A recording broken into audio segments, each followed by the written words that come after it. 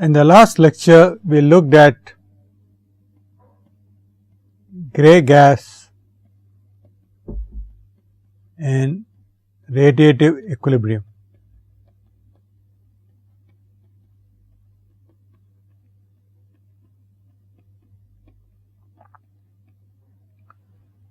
In a one-dimensional problem, in radiative equilibrium, the radiative flux is a constant. And we need to find the temperature distribution in the gas under this condition. So, we started with the general radiative flux equation, which in this case was the following, which we had already discussed.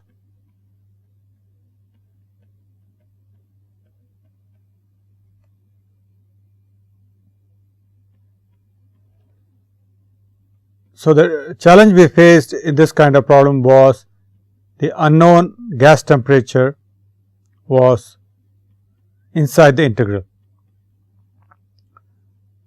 and hence posed a special difficulty in the solution. So, the third and the fourth terms in this equation are terms in which the unknown occurs inside the integral. So, the question is, how do you solve such a problem? Today, you can solve this problem numerically.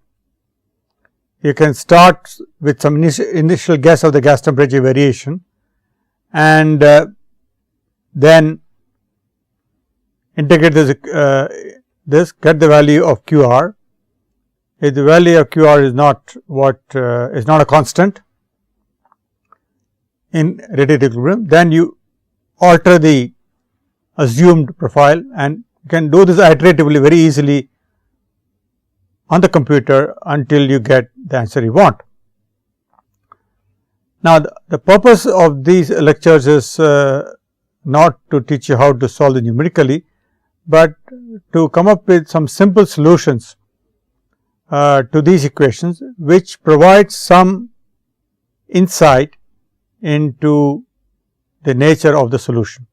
So, what we did was, we look at this equation, and since our great difficulty was these two integrals here, we went about the task of finding a way to eliminate these terms. And we realized that if you replace this exponential integral functions by exponentials, then we know that an exponential on differentiation repeats itself. So, if you differentiate this twice, the exponential will repeat itself, and then you subtract the equation that is obtained on differentiation from this equation, then you can eliminate these two terms. So, briefly, if you recall, we replaced E2 of x as 3 by 4 E2 minus 3 by 2 x, and E3 of x by half E2 minus 3 2 by x. And we pointed out that the purpose of this kind of approximation is primarily to ensure that the terms which like E3 which are outside the integral, they should have the correct value at x equals 0. At x equals 0, E3 is half, so this is correct. And this slope here is chosen such that the area under the curve is approximately right. And this can be shown. This is the example showing how good the approximation of the exponential integral function when you replace it with exponential is. So, you can see that in the case of E3, we are able to fit the complex function quite well for values of, in this case, t here from 0 to 1.5. In the case of E2 function, we are not doing so well at the origin, and not so well in these regions. But remember, E2 appears inside the integral. So, what is important is not that you get the E2 correctly, but the integral of E2 correctly. And notice here that E2 has been so approximated that from 0 to around 0.25, E2 is underestimated, and from 0.25 to around 1 is overestimated. So, if we take the area under the curve between 0 and 1.5, it will be same for both these functions. So, these functions have been chosen carefully after many trial and errors, such that the function E3, which appears outside the integration, is represented quite well over the entire region, and in the case of function E2, you are only ensuring that the integral of the function is accurate.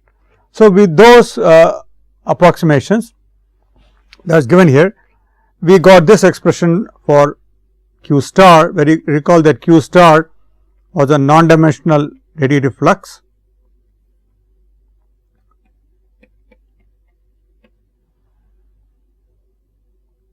and we also had a non-dimensional temperature for the gas, which was the temperature of the gas minus radiosity of surface 2 by 1 minus 2. So, with these non-dimensional representation and with these approximations, our expression for Q star was e to the power minus 3 by 2 kappa plus 3 by 2 0 to kappa phi of kappa star e to the power minus 3 by 2 kappa minus kappa star d kappa star minus 3 by 2 kappa to kappa 0, non-dimensional temperature, kappa star minus kappa.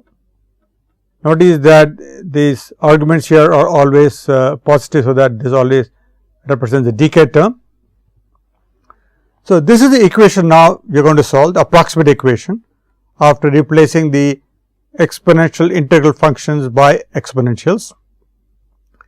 Now, this expression was differentiated twice, and since we are dealing with radiative equilibrium, the quantity Q star is a constant. So, on differentiation goes to 0. So, after 2 differentiation, you will get the following expression. So, you will get 0 equal to minus plus 9 by 4 e to the power minus 3 by 2 kappa. This is after 2 differentiation. This is from Leibniz rule, because the limits of the integral are not a constant, but functions of kappa. Then you have this 27 by 8 0 to kappa term and minus 27 by 8 kappa to kappa 0 term. These two integrals are there, but they are identical to these two integrals, except for the constants in front. So, if you take this equation, multiply by 9 by 4, then these two will be identical to these two. So, you subtract this equation from that equation. So, when you do that, you get a very simple expression, which is minus 9 by 4 Q star. So, essentially you have managed to convert integral equation to a differential equation. Now, this is a major achievement, because we have, all of you have learned techniques to solve the differential equations in your earlier courses. So, this is easy to solve. So, conversion of the integral differential equation is very convenient, because this can be solved very easily. It is a first order ordinary differential equation. So, this becomes equal to minus 3 by 4. Q star is a constant, because we are in radiative equilibrium. that is into kappa plus a constant. So, we got the final result for the temperature distribution in the gas, which is linearly proportional to kappa, the length coordinate, and there are two constants q star and c. Now, in a different equation, if you want to obtain the value of the constant, you have to use boundary condition. But recall that we started with a integral equation. The integral equation does not require boundary condition. Boundary conditions are built into the equation. So, when we convert the integral equation to a different equation, all we can do is to ensure that satisfy this different equation at two locations in the region of interest to you. For example, you can ensure that you satisfy the equation at kappa equals 0 or kappa equal to kappa 0. So, this equation now we can write down at kappa equals 0, this term drops out. So, 0 to kappa 0, that is one expression.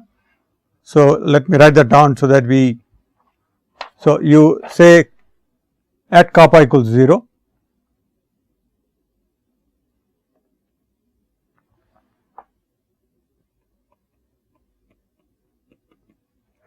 the expression of q star becomes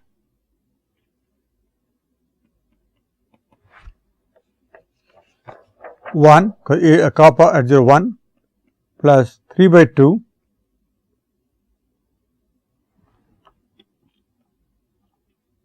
minus 3 by 2. First term will go away, kappa is 0. Second term is 0 to kappa 0, and phi of kappa was then minus 3/4 q star plus c into e to the power of minus 3 by 2 into kappa star minus kappa d kappa star. I am sorry, kappa is 0 here, that term also will drop out, minus 3 by 2 kappa star. Okay. So, this is what you have to now integrate. Now, integrating this is not very difficult, you have to integrate by parts.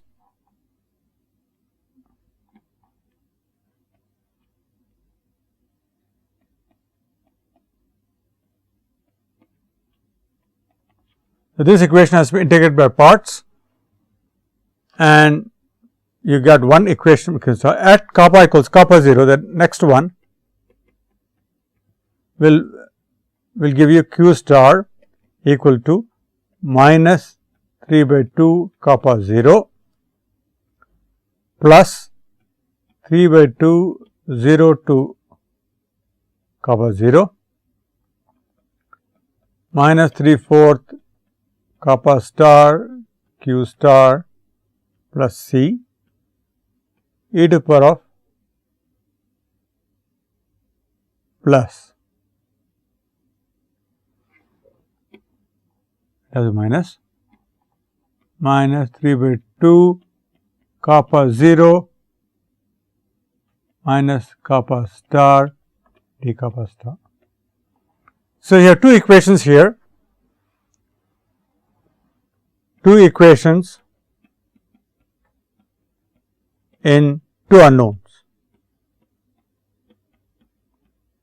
that is q star and c. You can solve for it, that is fairly, you can integrate with parts and finish this integration, that integration. You have two equations between q star and c, you solve for it, and if you do it, you will get the following result. Q star will be equal to 1 by 1 plus 3/4 of kappa 0. So, this is a number, and c will be 1 minus q star by 2. So, we have got the complete solution to the equation. We know what q star is, and we know what the c is. So, the final expression for the temperature distribution of the gas, which is the main interest to us. So, temperature distribution of the gas is nothing but half plus 3/4 kappa 0 minus kappa divided by 1 plus 3/4 kappa 0. So, this is the final expression for temperature distribution, and I want you to notice that there are several interesting features.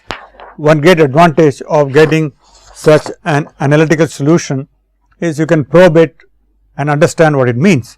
For example, temperature at the lower wall phi equals 0, kappa 0 gives you half plus 3/4 kappa 0 by 1 plus 3/4 kappa 0. Now, notice two features here, that at kappa 0 much less than 1, thin limit, phi of 0 is equal to half, and for kappa 0 much greater than 1, the thick limit, phi 0 equals 1. And what is phi 0? If you recall the definition of phi that we came up with originally. So, phi of 0 will be sigma t to the power of 4 minus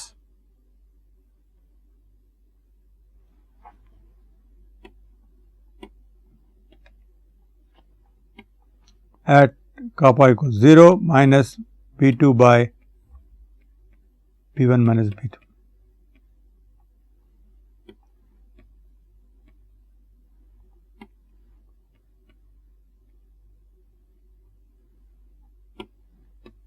Now, if you look at the expression, you may not see much use of it, but imagine the two plates are black. The two plates at the top and bottom both have MACD equal to 1.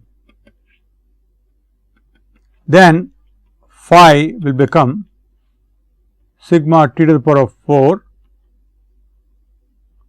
minus sigma t to the power of 4. So, this will enable us to interpret the results much more easily. So, we will take this case for the present purpose, two parallel black plates with a gas in between. Okay. And the question we want to ask is, what is the value of phi of 0? Phi of 0 was found to be equal to half for kappa 0 much less than 1, and phi 0 was found to be equal to half, sorry, when phi 0 much less than 1, kappa was half. When phi 0 is much greater than 1, you will get is equal to 1.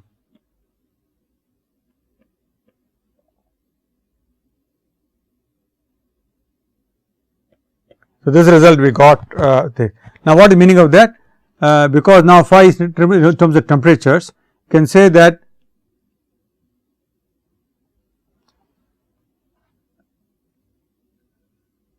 phi equals, so this is how kappa is measured. So, this is kappa equals 0, and this is kappa equals kappa 0. And so, what it is saying that at very small optical depth, the temperature at the upper wall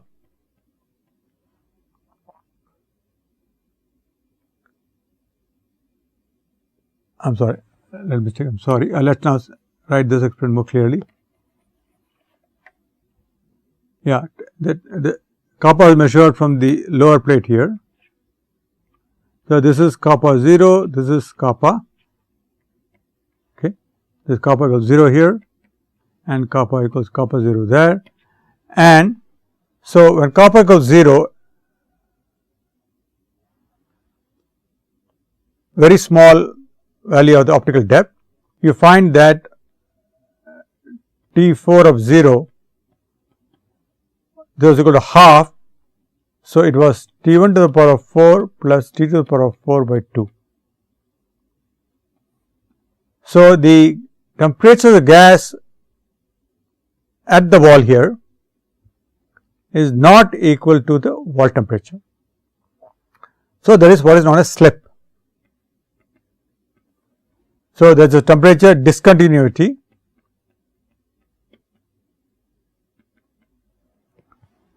So, this we had briefly mentioned last time, let me again point out. So, kappa 0 much less than 1, the temperature distribution in the gas in this between the two plates, this is T2, this is T1, let us say.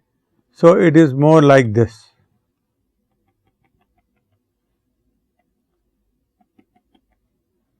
So, this value is T1 to the power of 4 plus T to the power of 4 by 2. So, the gas is isothermal and the temperature of the gas is not equal to the wall temperature either at the top or at the bottom. So, there are large temperature discontinuity in both plates,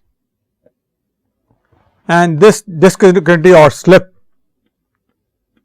is a very important feature of radiative transparent gases. This is not seen that frequently in the case of conduction heat transfer in gases, because we are there dealing with situations where the molecular mean free path is small compared to length scale. So, that this kind of slip is not seen, but as you recall in the thermos flaws problem, in the thermos flaws between the two walls the air is almost evacuated. So, the mean free path of the molecules between the two walls is quite large. The molecules do not collide with each other, they more often collide with the two walls. So, in that case also you will find a slip at the two walls, but in a normal situation you encounter when the air is not evacuated, when you are dealing with atmospheric conditions in this room, the mean free path is very small. So, you do not see it. So, that situation is akin to situation where the optical depth of the photon is very large, that is the photon mean free path is very small compared to the length scale of interest, and in such a case if you recall phi of 0 for large kappa 0 is equal to 1.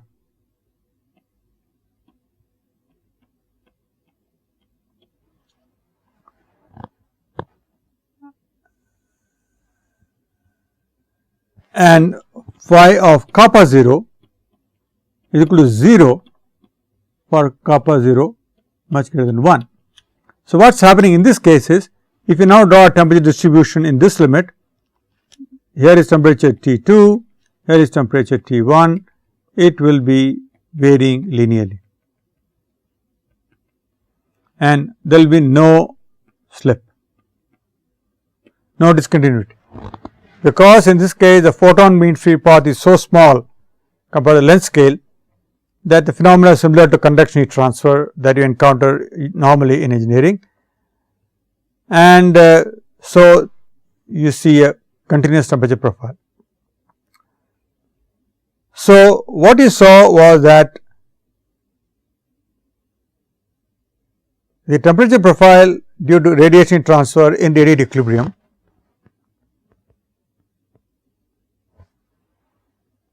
does vary linearly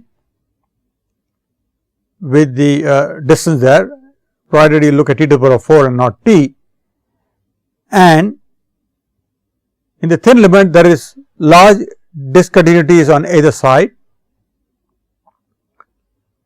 so called slip, and in the thick limit there is no discontinuity. So, to make this point even more clear, I will draw it schematically once more. So, here is the top wall and bottom wall, here it is T2, here it is T1. So, I want to draw three sketches for you. One is in the optically thin limit,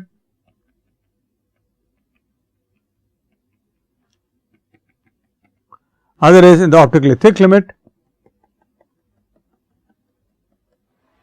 and the next one is the intermediate conditions like this. So, this is thin, this is thick,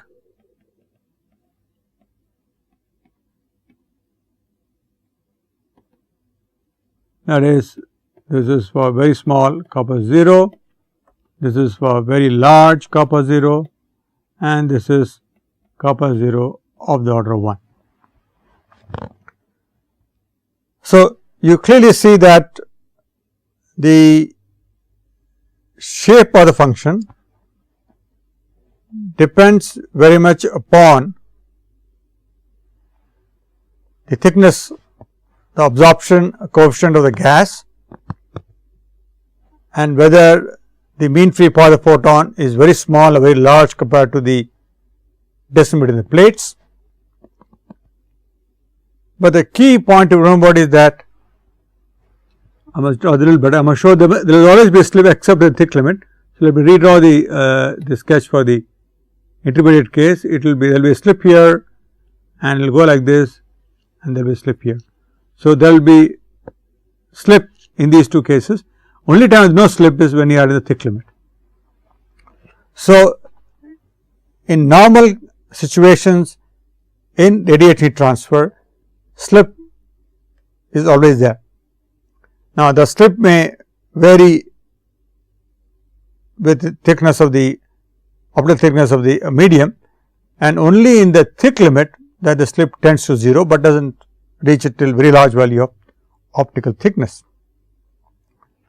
The second important result which we got from our analytical solution is the fact that the non-dimensional heat flux goes as 1 plus 1 3 by 4 kappa 0. Now, this result tells you that the heat flux goes to 0 at very large optical depth. That is not surprising. The gas is highly absorbing, hardly any heat is transferred from plate 1 to plate 2, and in the limit of optical thin, this term is very small. All the radiation leaving wall 1 reaches wall 2. So, these are two limits that come out very clearly. Now, let us go back and look at these results in the light of. So, this is the result now showing the between two black walls, the temperature distribution for various optical depth kappa by kappa 0 here, and various values of kappa 0, and this is called kappa d in this paper, and this is a numerical solution done on the computer, not analytical solution, and you can see clearly that in the optically thin limit the temperature hardly varies. In the optically thick limit it varies linearly in T to the power 4, and in the thin limit there is a discontinuity here. In the thick limit there is no discontinuity. Okay. So, all that is visible very nicely in this picture of the numerical solution, and the next picture shows the non-dimensional heat flux between two parallel plates which are black as function of optical thickness kappa 0, and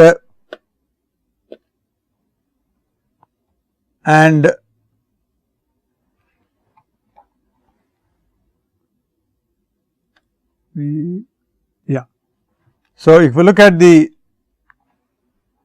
optical thickness up to 3, you can see that the heat flux drops to around 0.4. So, slowly as the thickness goes on increasing, the heat flux goes on decreasing, but does not decrease rapidly, it goes 1 over 1 plus kappa 0, you saw that. So, now let us see how both the results we have shown here on this slide are exact numerical solutions obtained on the computer, and today these are these can be done very easily with great speed. Now, let us compare the result that we obtained, which is given below, approximate result we got from the exponential kernel approximation with the exact result obtained by numerical integration. This is the approximate result given below, exact result for various optical depth. And I want you to notice that these two results are very close. Now, at optical depth of 0.2, you can see that the change difference is about this is 0.85, this is 0.87, 0.02. Okay.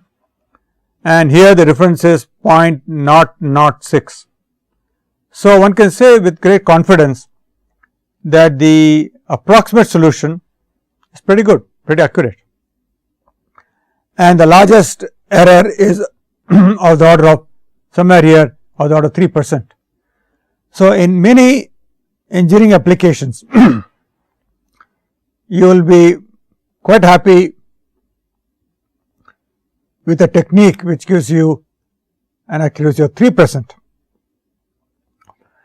Now, you are satisfied with errors of 3% because one of the challenges we face in solving radiation problems is the fact that the actual data required to calculate the optical depth, for example, the absorption coefficient or the wall emissivities, they are not known very accurately. So, one of the biggest challenges in solving real world problems in engineering in radiation heat transfer is the fact that the data that is available to you is not that accurate. So, that is why very often one is happy if an approximate method gives you a result close to the exact within an accuracy of less than 5%. So, this example is a good example where we are quite happy with the accuracy of the solution, and this is the kernel approximation which we discussed a little early, and this is a comparison between the exact solution in continuous lines and the kernel approximation which is dotted line. And once more you can clearly see that the approximate solution using kernel approximation is very close to the numerical solution at high optical depth, but as the optical depth decreases, you can see some error is creeping in the case of temperature profile. And if you go further and look at the flux, the non-dimensional flux, you can see that it is pretty accurate. This is the pictorial depiction of the table we just now saw, and indicating that at most optical depth the kernel approximation slightly overestimates the exact solution, but if you go to extremely high optical depth, the results are very close to being exact. Now, let us go back to the solution we have here. Now, we have solved this problem by kernel approximation, and in this example of the radiation between two parallel plates with gas, this is a one dimensional problem. So, we managed to get the solution fairly easily. Now, the question we ask is, there are many examples in practice in which you cannot invoke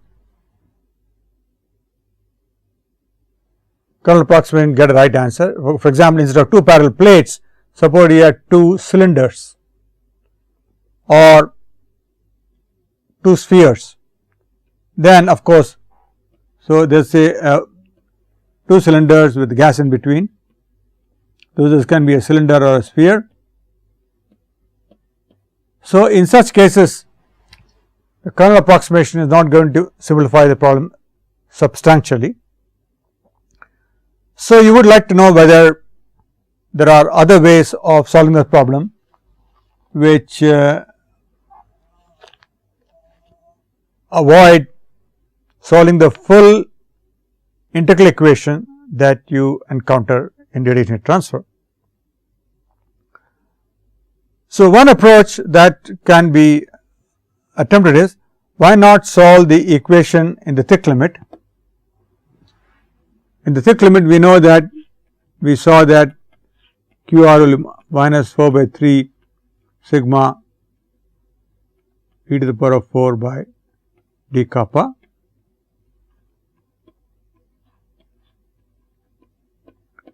So, the question now is whether you can solve this problem in radiative equilibrium and get results which are similar to what you obtain by the kernel approximation. So, let us attempt that. So, we integrate this equation under radiative equilibrium.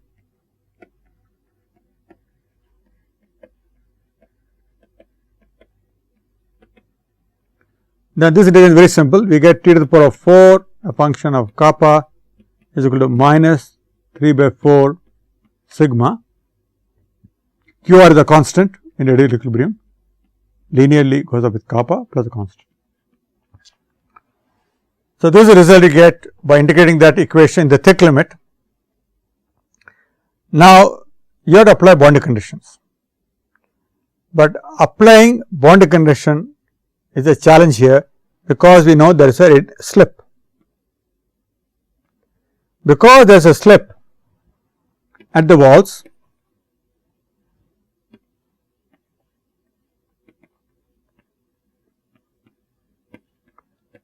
remember that we will take an easy case where the top wall is a T2, bottom wall is a T1, black plates, so that the analysis is simple. So, in this case, the question that is going to ask is that we cannot say that this is equal to T1, and we cannot say at the top these two are not possible because of slip. Since we do not know the temperature of the gas near the top wall or the temperature of the gas near the bottom wall, we cannot apply the boundary conditions, and therefore, we need expressions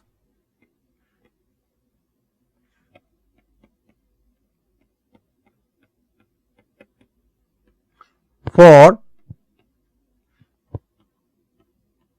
radiation slip at each wall. So, somebody has to give an expression of how this varies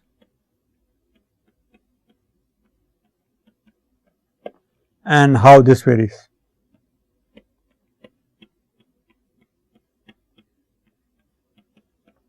So, these two slip values have to be obtained from some other source. So, we will show that it is possible, because what you will do is we will look at the radiative flux at the bottom wall, which from the basic equation of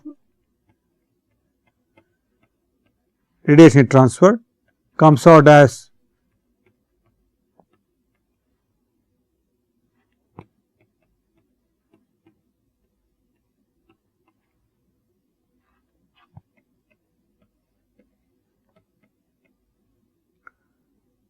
this expression, which is similar to what we started out when solving the kernel approximation, but here we are not making any kernel approximation, we are solving the exact equation.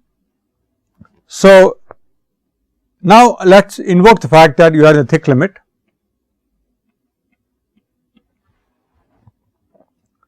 and you expand the temperature inside the integral in a Taylor series around the bottom wall. So, this will be nothing but derivative of this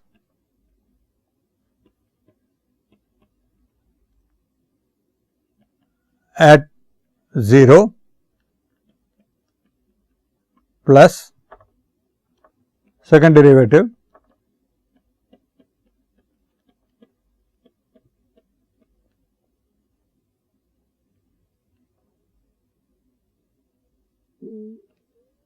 at 0 and kappa star squared.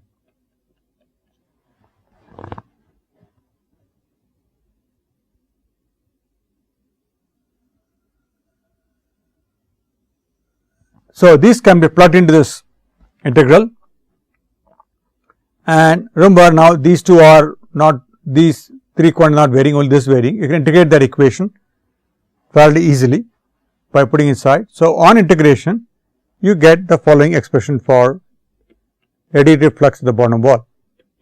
You get the first term which is unchanged, the second term, and the 2/3 comes from the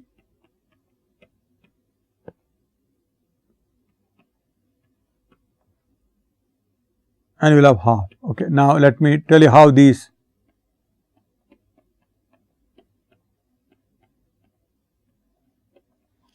came. I will just tell you that what you are doing is you are letting this limit go to infinity, okay, and so because this copper is very large, you go to infinity, then this thing comes out. So, this kappa star, one quantity of interest to you is 0 to infinity kappa star E2 of kappa star d kappa star. This can be shown to be equal to 1/3, and when you substitute this here, you will get only 0 to infinity E2 of kappa star d kappa star. This becomes E3 and this will give you half.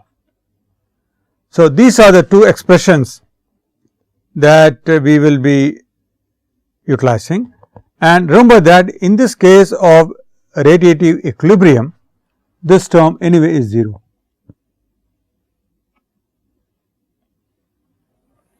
This is 0 for radiative equilibrium. So, that term is not important in this example, but there are other examples where you will have to worry about that.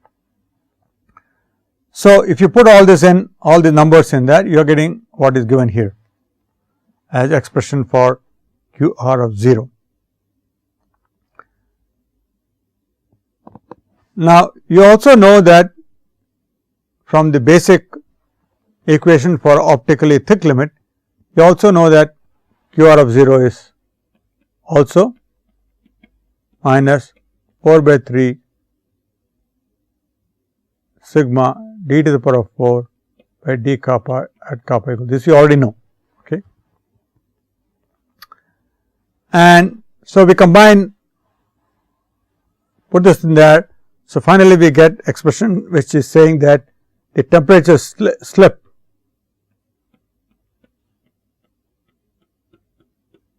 at the bottom wall is equal to minus 2/3. This is 0 because of the radiative equilibrium.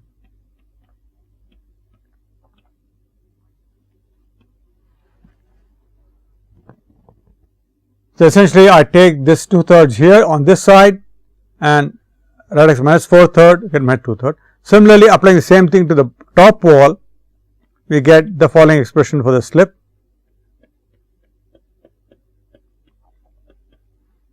But this time will be plus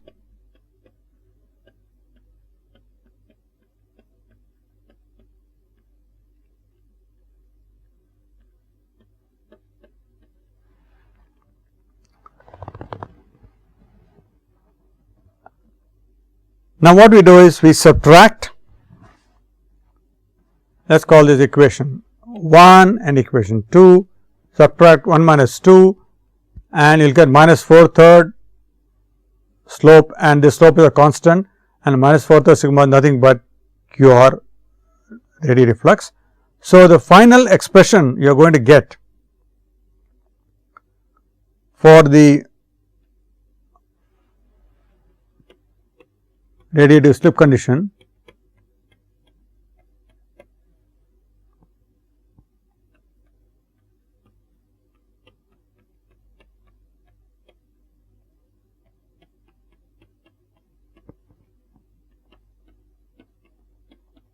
is this. Okay. and this from the basic integration of the optical thick limit is also known. This will be minus 3/4 QR into copper 0 is equal to QR. So, now we can take this QR to other side. So, we will get QR radiative flux is equal to sigma T1 to the power of 4 minus T to the power of 4 by 1 plus 3/4 copper 0. And what is amazing is that this result which you obtain only for the optically thick limit, but by using these slip conditions, this result is identical to the result obtained from the kernel approximation, which is valid both in the thick and thin limit and also intermediate cases. So, between two parallel plates, you do a derivation for the radiative flux using either the kernel approximation or using the thick limit and the radiative slip conditions. The answer is same. Now, that is partly an accident, because this number 3/4 that you get here in this derivation, you may not always get in the case of the kernel approximation, because that very much depends upon what is the approximation you are going to use for the exponential integral functions. You had to use e to the power of minus 3/4 x, and that is why I got 3/4. If you had to use root 3, which is preferred by some other people, you will get root 3 here. So, you can see that there are some variations here, and those variations really depends upon which approximation we use for the exponential integral functions. But the result that is of relevance here is that in this specific problem, whether we use the exponential kernel approximation or take the thick limit and apply the boundary conditions using the slip conditions, then we get an expression for QR between two black plates, which is identical to what you would get to the kernel approximation. So, you are getting results in two different ways, one starting from thick limit and applying the slip condition, the other case by doing kernel approximation. The answer is same, and that is very useful. But it is important to recognize that this result is identical only because of the certain approximation we made in the case of the kernel approximation. So, to ensure that you realize that the results are sensitive to the approximation used, I want to show how in general you can convert the integral equation that you obtain in radiatron, that is this equation in general. So, this is the one which we started out today.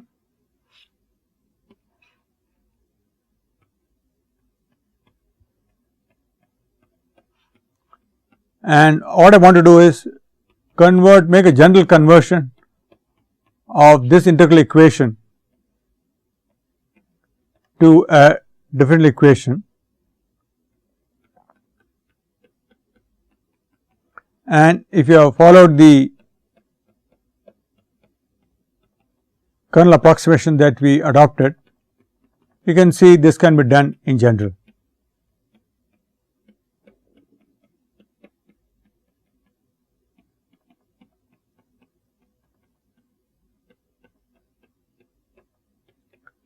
So, what we do here is we assume that E2 of x is a e to the minus bx, and to be consistent we assume that E3 of x is a by b of e to the minus bx. We are doing that because we want to ensure that dE3 dx is equal to minus E2 of x, that we must satisfy the mathematical identity, the relation between E3 and E2 must satisfy it. So, if I assume E3 as A by B e to the minus ABX and I differentiate those x, I will get this quantity.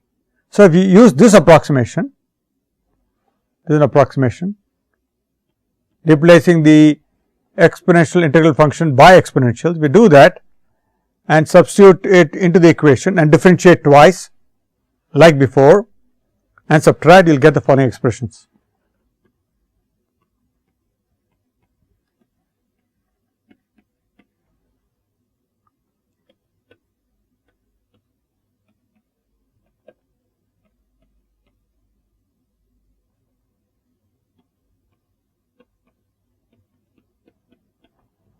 So, this is a very useful result which shows that the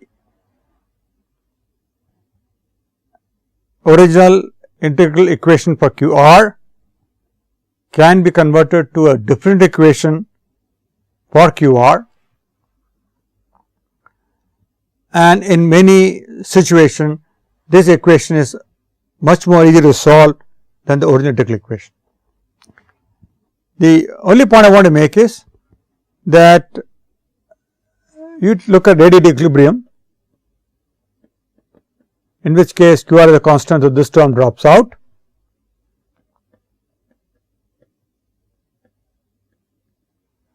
So, you will get an expression for QR, in this case this term drops out, as minus 4a by b squared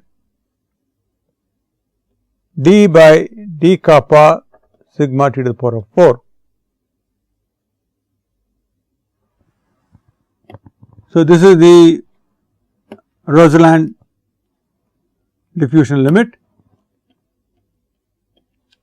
but notice that depending on what A and B use, for example, we had used previously A as half and B as, we had used A as 3/4, I am sorry, we had used A as 3/4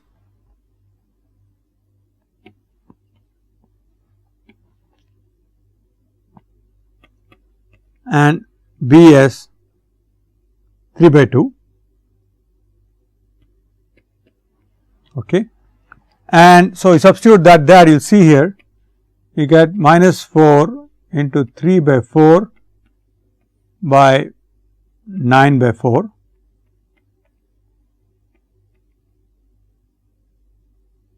So, you get 4/3. So, 4/3 that you got earlier is because of the choice of A and B. If you have chosen different A and B, you will not get 4/3, you get some other number. So, 4/3 is the exact expression in the thick limit, but you start from a differential approximation, and depending on your choice of A and B, you may get somewhat different result. So, this equation for the radiant heat transfer is quite useful, because notice that there is a different equation. You can do this in various coordinate systems other than plane parallel. You can look at, do it in cylindrical, spherical or other coordinates. And today, with the powerful tools that are available for solving differential equations numerically, this is a very useful tool to have. So, what we have seen is that there are two different ways of solving the basic radiant heat transfer problem in gases. One is taking the full integral equation and solving it numerically. The second is taking the differential equation and making an experimental kernel approximation and convert it into a different equation and then solving it.